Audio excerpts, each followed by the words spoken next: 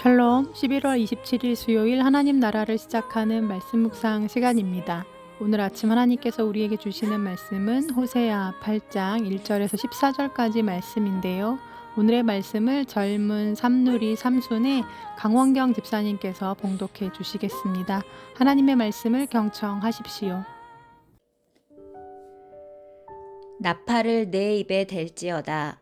원수가 독수리처럼 여호와의 집에 덮치리니 이는 그들이 내 언약을 어기며 내 율법을 범함이로다. 그들이 장차 내게 부르짖기를 나의 하나님이여 우리 이스라엘이 주를 아나이다 하리라. 이스라엘이 이미 선을 버렸으니 원수가 그를 따를 것이라. 그들이 왕들을 세웠으나 내게서 난 것이 아니며 그들이 지도자들을 세웠으나 내가 모르는 바이며 그들이 또 그 은 금으로 자기를 위하여 우상을 만들었나니 결국은 파괴되고 말리라. 사마리아여 내 송아지는 버려졌느니라. 내 진노가 무리를 향하여 타오르나니 그들이 어느 때에야 무죄하겠느냐. 이것은 이스라엘에서 나고 장인이 만든 것이라 참신이 아니니 사마리아의 송아지가 산산조각이 나리라.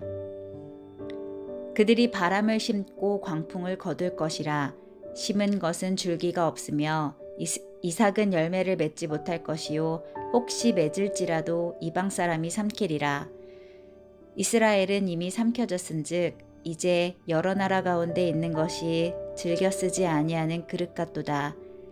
그들이 홀로 떨어진 들나귀처럼 아수르로 갔고 에브라임이 값주고 사랑하는 자들을 얻었도다.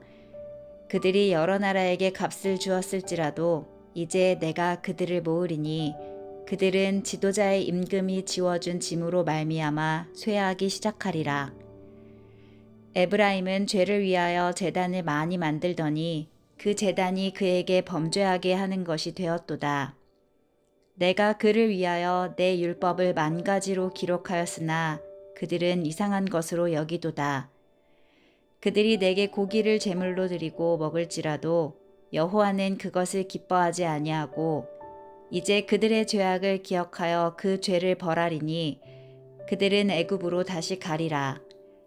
이스라엘은 자기를 지으신 이를 잊어버리고 왕궁들을 세웠으며 유다는 견고한 성읍을 많이 쌓았으나 내가 그 성읍들에 불을 보내어 그 성들을 삼키게 하리라. 남편과 연애하던 시절 크리스마스가 다가올 무렵이었던 것 같습니다. 고심하며 성탄 선물을 준비했다는 남편 말에 한껏 설레하면서 만날 날을 손꼽아 기다렸는데요. 성탄절 선물이기도 했고 또 연애 초기였던지라 반지나 목걸이 이런 걸 준비하지 않았을까? 내심 기대를 하면서 기다렸습니다. 그런데 그날 제가 받은 선물은 반지도 목걸이도 아닌 가습기였습니다. 작고 반짝반짝한 걸 기대하던 저에게 포장도 안 된 커다란 상자 하나를 트렁크에서 꺼내서 건네주는데 정말 순간 표정 관리가 잘 안 되더라고요. 솔직히 실망스러운 마음이 들었습니다. 그런데 이후에 남편이 하는 말이 저를 지켜보니 목감기에 자주 걸리는 것 같은데 아무래도 방이 건조해서 그런 것 같다고 가습기를 틀어놓고 자면 도움이 될까 해서 준비를 했다고 얘기하는 거죠. 그 말에 속상한 마음이 누그러들긴 했지만 그래도 젊은 나이에 성탄 선물로 가습기는 아니라며 실망한 마음으로 가습기 박스를 안고 집으로 돌아오던 때가 생각이 납니다. 가끔 말씀을 묵상할 때마다 그때의 그 일이 떠오를 때가 있는데요. 오늘 역시 그랬습니다. 오늘 본문에는 이스라엘에게 곧 닥쳐올 재앙이 예고되어 있는데 특별히 왜 그들이 하나님으로부터 심판을 받을 수밖에 없는지 그 이유에 대해서 자세히 나와 있죠. 1절 말씀에서 하나님은 이스라엘에게 급히 나팔을 불 것을 명령하십니다. 곧 원수들이 쳐들어올 거라는 예고셨죠. 그러시면서 이것은 바로 너희가 내 언약을 어기고 내 율법을 범했기 때문이며 선을 버렸기 때문이라고 말씀하십니다. 언약, 율법, 선. 이것은 특별히 하나님께서 이스라엘 백성들에게 주신 선물이었습니다. 하지만 그들은 하나님이 주신 선물을 기뻐하지 않았고 반기지 않았죠. 그 대신 그들은 자기들을 지켜줄 세상의 왕과 자기들의 욕망을 채워줄 다른 우상과 자기들에게 힘이 되어줄 강대국과의 긴밀한 동맹을 원했습니다. 그들에게 복과 안녕과 평화를 가져다 줄 것은 왕도 아니고 우상도 아니고 다른 이방 나라도 아닌 것을 하나님이 그러한 이유에서 주신 선물들은 정작 거부하면서 오히려 그들에게 올무가 되고 화가 되어 다시 돌아올 것들에 그들은 온통 마음이 빼앗겨 있었습니다. 그들은 자기들을 지켜줄 능력 있고 힘 있는 왕을 원했지만 도리어 그 왕은 그 힘으로 백성들을 압제하게 될 것입니다.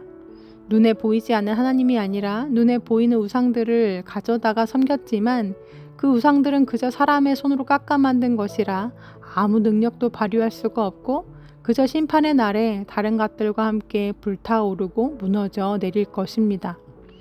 또한 많은 조공을 바쳐가며 강대국들의 환심을 사서 내 편으로 만들려는 노력을 해보지만 그들은 오히려 그때가 되면 이스라엘을 배신하고 버리게 될 것입니다. 이스라엘 백성들은 이처럼 너무나 어리석었습니다. 얼마나 어리석은지 죄를 사함받기 위해 수많은 제단들을 만들어 놓고 온갖 제사를 다 드리는데도 오히려 그 제단으로 말미암아 더 죄를 짓게 되었다라는 말씀이 오늘 말씀에 기록되어 있습니다. 그러니 하나님 보시기에 얼마나 답답하셨을까요? 복이 앞에 놓여 있는데도 그 복을 거부하고 싫어하며 그저 자기들의 소견과 욕망대로 복이라 생각하는 것들을 쫓아가는 불나방 같은 이스라엘을 바라보면서 하나님은 재앙을 통해서라도 이 어리석은 질주를 멈추셔야만 했습니다. 생수에 그던 되시는 하나님을 버리고 가두지 못할 터진 웅덩이를 파면서 죄의 길로 달려가는 이스라엘이 그 길 끝에 다다를 것은 결국 파멸이고 죽음이었기 때문입니다. 사랑하는 성도님들, 하나님 외에는 결코 절대 복이 없습니다. 그 하나님의 말씀을 따르는 것이 복이고 행복의 지름길입니다. 내 눈이 보기에 그럴싸한 그 무언가가 내가 생각하고 계산하기에 나를 지켜줄 것만 같은 그 무언가가 결코 내 인생을 지켜주지 못합니다. 나의 의지가 되지 못합니다. 오늘 본문 마지막에 보면 이런 말씀이 있죠. 수만 가지 율법을 써주었으나 자기들과는 아무런 관계도 없는 것처럼 여겼다. 희생제물을 좋아하여 짐승을 잡아서 제물로 바치지만 그들이 참으로 좋아하는 것은 먹는 고기일 따름이다. 그러니 나 주가 어찌 그들과 더불어 기뻐하겠느냐. 이제 그들의 죄악을 기억하고 그들의 허물을 벌하여서 그들을 이집트로 다시 돌려보내겠다. 이스라엘이 궁궐들을 지었지만 자기들을 지은 창조주를 잊었다. 유다 백성이 견고한 성읍들을 많이 세웠으나 내가 불을 지르겠다. 궁궐들과 성읍들이 모두 불에 탈 것이다. 결국 인식이 태도를 만드는데요. 이스라엘 백성들이 하나님을 어떻게 알았으면 저랬을까 하는 생각이 듭니다. 하나님을 제대로 알지도 못하고 알려고 하지도 않고 두려워하지도 않고 신뢰하지도 않고 또한 필요로 하지도 않는 그 이스라엘이 뭐가 좋다고 이렇게 매를 드시면서까지 다시 되돌리려 하시는지 호세아서에 나타난 하나님은 정말 이해하기가 어렵습니다. 그런데 호세아서에 기록되어 있는 이스라엘 백성들이 바로 우리들의 모습이고 또 그 하나님이 우리의 하나님이시지 않나요? 오늘 아침 다시금 솔직하게 스스로에게 물어보셨으면 좋겠습니다. 여러분은 하나님을 사랑하십니까? 하나님이 우리에게 주신 그 선한 것들, 선한 선물들, 하나님의 언약과 율법과 선함에 기뻐하며 만족하십니까? 아니면 여전히 우리의 마음은 다른 곳을 향하여 있지는 않나요? 나를 지켜줄 무언가? 나의 욕망을 채워줄 무언가? 나에게 도움이 될 만한 그 무언가? 그 반짝반짝하는 그 무언가에 더 마음이 기울어 있지는 않는지 오늘 우리의 마음을 들여다보면 좋겠습니다. 그리고 그 무엇보다 하나님을 기뻐하는 자들이 되면 좋겠습니다. 이 세상 그 무엇보다 가장 큰 선물은 바로 하나님 자신이시기에 그분이 우리를 가장 잘 아시고 우리 길을 제일 잘 아시기에 그분께 우리의 인생을 내어 맡기며 그분과 동행하며 그분을 기뻐하며 살아가는 우리 우신 가족들 다 되기를 간절히 소망합니다. 아멘. 함께 기도하시겠습니다. 하나님, 나보다 하나님이 나를 더 잘 아시고 나보다 하나님이 내 길을 더 잘 아십니다. 나에게 복이 되는 것이 무엇이고 나를 복되게 하는 것이 무엇인지도 주님이 더 잘 아십니다. 그래서 주님이 나를 그 길 위에 두셨습니다. 주님, 하나님을 마음에 두기 싫어하며 주님의 말씀을 따르기를 거부했던 어리석고 교만한 이스라엘 백성들처럼 내 소견에 오른 대로 내 욕망에 눈이 멀어 하나님과 상관없고 믿음과 상관없는 삶을 살지 않게 하시고 어디에서나 어느 시간에서나 예배자로 주의 백성으로 살아가는 우리 우신 성도들이 다 되게 하여 주옵소서. 그 무엇보다 하나님을 기뻐하고 하나님이 우리에게 베푸신 것들을 기뻐하며 하나님과 동행함을 기뻐하는 우리 우신 성도들 다 되기를 간절히 기도합니다. 예수님의 이름으로 기도합니다. 아멘. 말씀을 마쳤습니다. 오늘 감사 사연은 앞서 말씀을 봉독해 주신 강원경 집사님께서 보내주신 사연인데요. 제가 대신 읽어드리겠습니다. 안녕하세요. 젊은 삼누리 삼순 강원경입니다.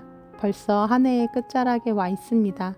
2024년 올 한 해 하나님께 감사할 많은 일들을 생각해 보았습니다. 큰 병 없이 지날 수 있었던 건강의 은혜, 매일 옷 입고 밥 먹고 살게 하신 은혜, 일터와 교회에 좋은 친구들을 만나게 하시는 은혜, 때때로 힘들지만 얼른 회복시켜 주시는 은혜, 위험한 일상의 순간들에서도 지켜주시는 은혜, 그리고 숨쉬게 하심, 걷게 하심, 기도하게 하심, 이루 셀 수 없는 많은 은혜가 제게 있었습니다. 그 중에서 제가 가장 감사한 것이 무엇일까 생각해 봤는데 그건 저에게 가족을 선물로 주신 것이었습니다. 작년에 어머니를 천국으로 보내드렸는데 엄마는 제 삶에서 엄마가 필요한 모든 순간에 함께 해주셨습니다. 아직 빈자리가 너무 크고 때때로 슬프지만 40년 넘게 엄마의 딸로 살 수 있었음에 하나님께 감사했습니다. 또 혼자 사시는 아버지께서 하나님께 의지하며 잘 적응하시고 잘 지내게 하심도 감사드립니다. 이런 감사 끝에 부모로서의 저를 돌아봅니다. 청소년기를 나름의 방법으로 잘 지나고 있는 첫째와 하나님이 안 믿어진다면서도 힘든 일이 있을 때는 기도하자고 하는 둘째, 부족한 부모인데도 두 아이들에게 넘치는 사랑을 받고 오히려 우리가 성장하면서 하나님의 마음을 조금씩 알아가는 엄마가 되게 하심을 감사드립니다. 하나님께서 남편과 아이들을 선물로 주셔서 삶의 힘든 순간에도 조금 더 용기 낼 수 있는 것 같습니다.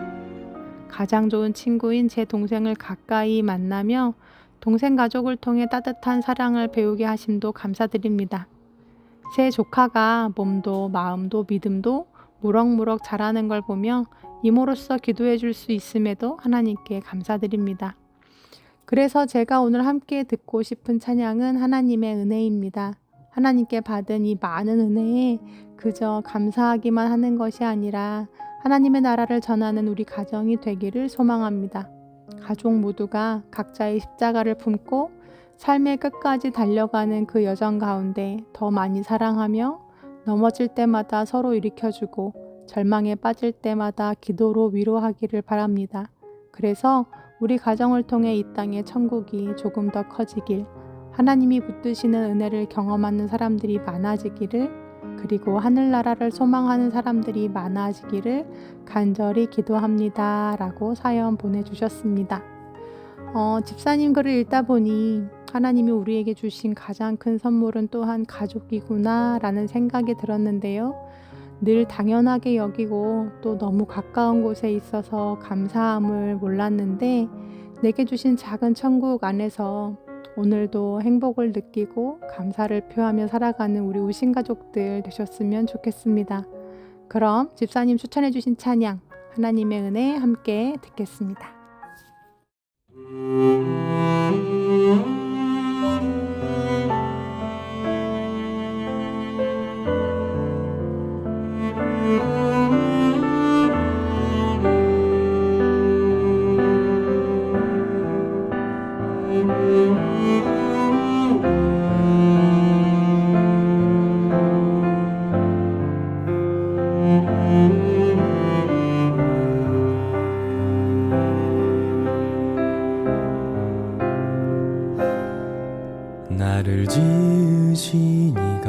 하나님, 나를 부르시니가 하나님, 나를 보내시니도 하나님, 나의 나 된 것은 다 하나님 은혜라. 나의 달려갈 길 다가도록, 나의 마지막 꿈을 다하도록, 나로 그 십자가